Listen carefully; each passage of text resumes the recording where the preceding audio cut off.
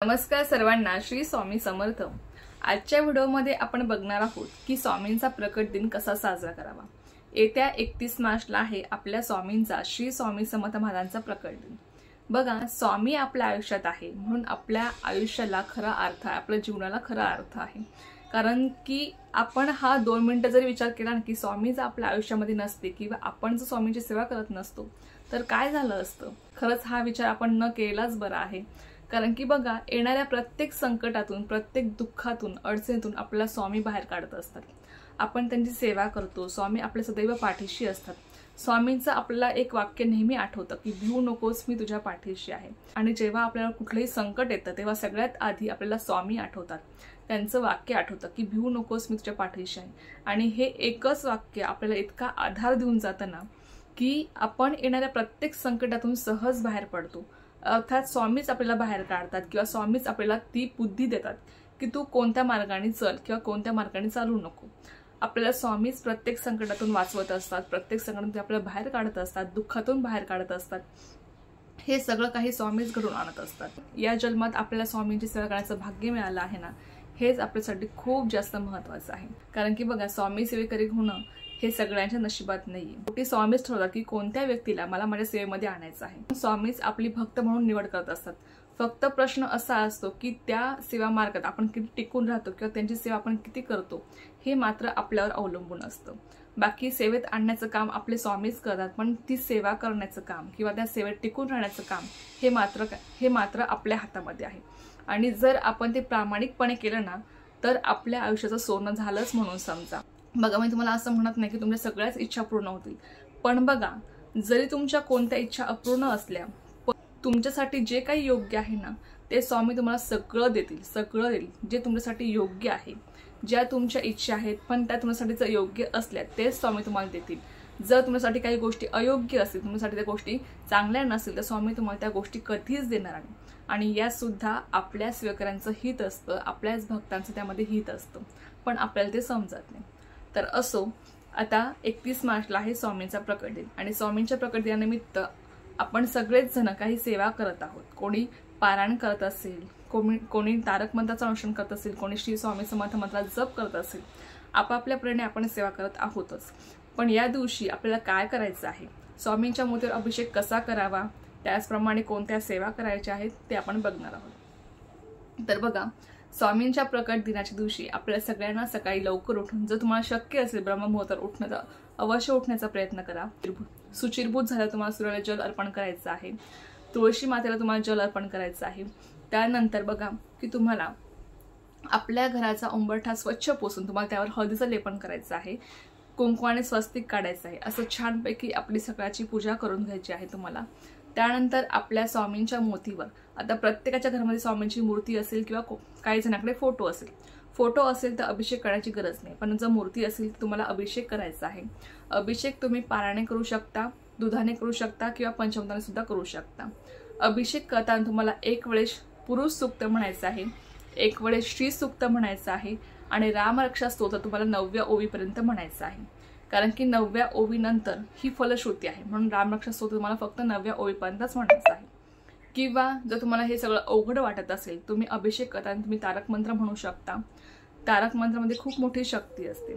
किंवा तेही जमत नसेल, तुम्ही अभिषेक करत असताना तुम्ही श्री स्वामी समर्थ, श्री स्वामी समर्थ, श्री स्वामी समर्थ, श्री स्वामी समर्थ असं तुम्ही जप करू शकता। जे तुम्हाला शक्य असेल ते तुम्ही पठण करत करत स्वामींच्या मूर्तीवर तुम्ही अभिषेक करू शकता। त्यानंतर बघा, मूर्ती स्वच्छ पुसून घ्या। त्यानंतर स्वामींना तुम्हाला हिना अत्तर लावायचं आहे। जर तुमच्याकडे हिना अत्तर अवेलेबल असेल तुम्ही हिना अत्तर लावू शकता। हिना अत्तर लावून झाल्यानंतर तुम्हाला स्वामींना अष्टगंध लावायचा आहे। बरेच जण कुंकू स्वामींना लावतात, पण बघा, स्वामींना आपल्याला कुंकू लावायचं नसतं, त्यांना आपल्याला अष्टगंध लावायचं असतं। अष्टगंध तुम्हाला स्वामींना लावून घ्यायचं आहे। जर तुमच्याकडे मूर्तीला परिधान करण्यासाठी वस्त्र असेल तुम्ही त्यांना वस्त्र परिधान करू शकता, फेटा तुम्ही घालू शकता स्वामींच्या मूर्तीला। त्यानंतर तुम्ही स्वामींना, तुमच्याकडे जर चाफ्याचे फुलं असतील, चाफा स्वामींना अत्यंत प्रिय आहे, जर तुमच्याकडे चाफ्याचे फुलं असतील तुम्ही स्वामींना चाफ्याचे फुलं अर्पण करू शकता किंवा तुम्ही गुलाबाचं फुल अर्पण करू शकता किंवा तुम्ही झेंडूची पण फुले अर्पण करू शकता। केशरी झेंडू किंवा पिवळा झेंडू सुद्धा स्वामींना अत्यंत प्रिय आहे, सुद्धा तुम्ही त्यांना अर्पण करू शकता। त्यानंतर बघा, तुम्हाला स्वामींना नैवेद्य दाखवायचा आहे। आता या दिवशी स्वामींना तुम्हाला स्वामींचा आवडीचा नैवेद्य ती म्हणजे पुरणपोळी, तुम्ही पुरणपोळी बनवून दाखवू शकता किंवा कांदा भजी सुद्धा स्वामींना आवडतात, तुम्ही कांदा भजी दाखवू शकता किंवा बेसनाचा लाडू सुद्धा स्वामींना अत्यंत प्रिय आहे, तुम्ही बेसनाचा लाडू सुद्धा बनवून दाखवू शकता। आता स्वामींना नैवेद्य दाखवल्यानंतर तुम्हाला स्वामींची आरती करायची आहे। आता आरती करताना काय म्हणायचं, सगळ्यात आधी तुम्हाला गणपती बाप्पाची आरती करायची आहे, त्यानंतर तुम्हाला दत्त महाराजांची आरती करायची आहे आणि त्यानंतर तुम्हाला श्री स्वामी समर्थ महाराजांची आरती करायची आहे। आरती तुम्ही तुम्हाला जी कोणती आरती आवडते तुम्ही करू शकता। आपल्या नित्यसेवेच्या पुस्तकात पण स्वामींच्या आरत्या आहेत, सकाळच्या आरत्या, संध्याकाळच्या आरत्या, तर तुम्ही करू शकता। किंवा तुम्हाला जी कोणती आरती आवडते, जसं की पंचप्राण हे आतुर झाले करण्यात व आरती, ही सुद्धा आरती खूप छान आहे, तुम्ही ही आरती म्हणून बघा, खरंच खूप छान वाटतं। मी नेहमी ही आरती म्हणत असते आणि मनाला एक खूप छान वाटतं, प्रसन्न वाटतं ही आरती म्हटल्यावर, एक मन भरून येत असतं। त्यानंतर या सगळ्या सेवा करून झाल्यावर तुम्हाला स्वामींसाठी काही सेवा करायच्या आहेत। आता बघा, काही जणांचे स्वामीच्या सारामृताचे पारायण सुरू आहेत, कोणाचे 11 सुरू असतील, कोणाचे 21 सुरू असतील, कोणाचे 7 पारायण, कोणी जर तुमच्याकडनं स्वामी प्रकट दिनानिमित्त कुठली सेवा घडली नसेल तर तुम्हाला या दिवशी श्री स्वामीच्या सारामृत या ग्रंथाचं तुम्हाला पारायण करायचं आहे। दिवसभरामध्ये तुम्ही कधीही पारायण करू शकता, सकाळ दुपार संध्याकाळ, फक्त दुपारी जो वेळ असतो ना 12 ते 12:30 या वेळेमध्ये आपल्याला कुठलीही सेवा आपल्याला स्वामींची किंवा दत्त महाराजांची आपल्याला करायची नसते, तर तुम्ही श्री स्वामीच्या सारामृत या ग्रंथाचं तुम्ही पारायण करू शकता। त्यानंतर तुम्ही 11 माळी श्री स्वामी समर्थ जप करू शकता, 11 वेळेस तुम्हाला तारक मंत्र म्हणायचा आहे। जर तुमच्याकडनं कुठलीही सेवा घडली नसेल, तुम्हाला या दिवशी या सगळ्या सेवा तुम्हाला करायच्या आहेत। तुम्हाला ज्या कोणत्या सेवा करणं शक्य असेल त्या तुम्ही करण्याचा प्रयत्न करा। बघा, शेवटी आपला भाव शुद्ध असणं किंवा सेवा आपल्याकडनं मनापासून घडली पाहिजे, त्या सेवेमध्ये आपली श्रद्धा असली पाहिजे, स्वामींवर आपली श्रद्धा असली पाहिजे, हे खूप जास्त महत्त्वाचं आहे।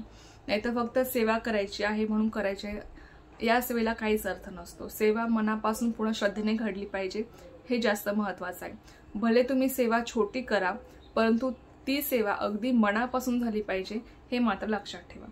तर तुम्हाला ज्या कोणत्या सेवा करणं शक्य असेल या दिवशी तर तुम्ही करण्याचा प्रयत्न करा।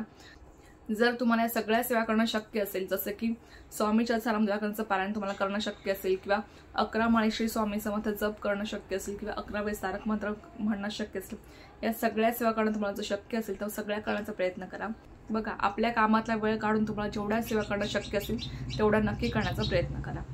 तर अशापर्यंत तुम्हाला हा दिवस साजरा करायचा आहे।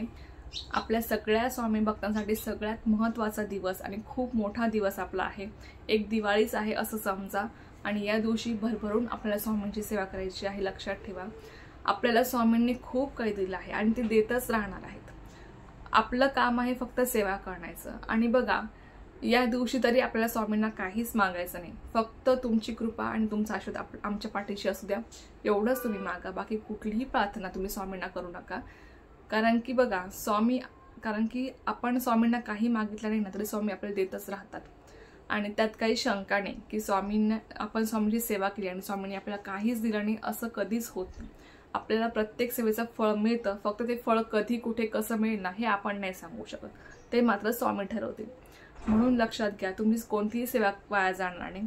स्वामींना काही न मागता तुम्ही सेवा करून बघा, तुम्हाला इतकं काही देतात ना स्वामी की तुम्हाला स्वामींना मागायला काहीच उरत नाही।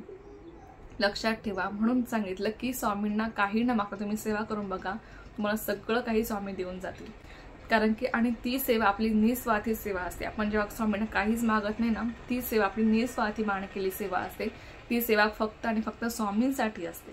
जेव्हा आपण काही मागून सेवा करतो ना, त्यात आपला एक स्वार्थ असतो आणि त्यात काही चुकीचं पण नाहीये, कारण की आपण सगळे सांसारिक माणसं आहोत।